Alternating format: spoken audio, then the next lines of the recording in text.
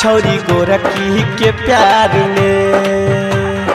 DJ Chandeshwar पंडित फुलपरास चौक, DJ Chandeshwar पंडित फुलपरास चौक। अभी आप सुन रहे हैं जय मां काली रिकॉर्डिंग स्टूडियो फुलपरास चौक से। पागल भजे वो मम्मी गे छौरी गोरखी के प्यार में। पागल भजे वो मम्मी गे छौरी गोरखी के प्यार में। करबो ओकरे से शादी मम्मी कोनो हाल में। पागल भजे वो मम्मी गे छौरी गोरखी के प्यार में। पागल भजे वो मम्मी गे छौरी गोरखी के प्यार में। डीजे चंदेश्वर पंडित फुलपरास चौक, डीजे चंदेश्वर पंडित फुलपरास चौक। पागल भजे वो मम्मी गे छौरी गोरखी के प्यार में। पहिले नैन चार भेलो एलो पढ़े क्लास में। मम्मी ओकरा कात में छौरी गोरखी के प्यार में। पहिले नैन चार भेलो एलो पढ़े क्लास में।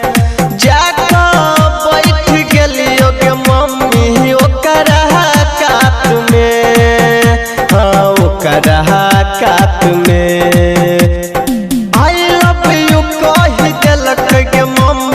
छोटी काल में पागल भजे वो मम्मी गे छौरी गोरखी के प्यार में। पागल भजे वो मम्मी गे छौरी गोरखी के प्यार में।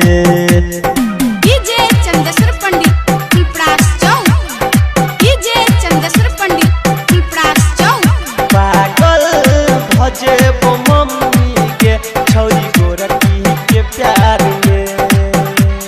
शादी करा दे ओकरे से ओकरा बिना जी न पैबो।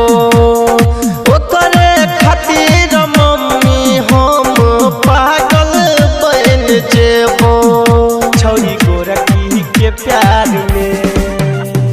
शादी करा दे ओकरे से ओकरा बिना जी न पैबो।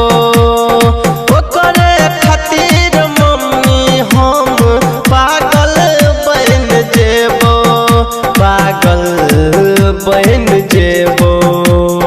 जाके मिलै छी ओकरा से हम बिहुल कात में। पागल भजे वो मम्मी गे छौरी गोरखी के प्यार में। पागल भजे वो मम्मी गे छौरी गोरखी के प्यार में। डीजे चंदेश्वर पंडित फुलपरास चौक, डीजे चंदेश्वर पंडित फुलपरास चौक। पागल भजे वो मम्मी गे छौरी गोरखी के प्यार में।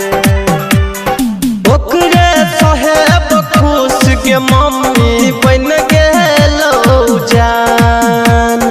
दिल के धड़कन में बैस के गेलो हमर प्राण छौरी गोरखी के प्यार में।